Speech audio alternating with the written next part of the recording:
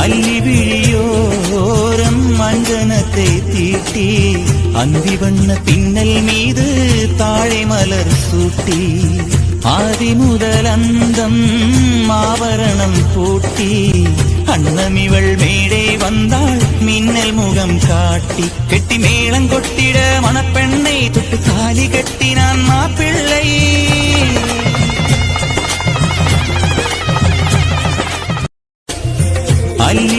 அல்லிவிழியோரம் மஞ்சனத்தை தீட்டி அந்திவண்ண பின்னல் மீது தாழை மலர் சூட்டி ஆதி முதல் அந்தம் ஆபரணம் பூட்டி அன்னமிவள் மேடை வந்தாள் மின்னல் முகம் காட்டி கெட்டி மேளங்கொட்டிட மணப்பெண்ணை தொட்டு தாலி கட்டினான் மாப்பிள்ளை.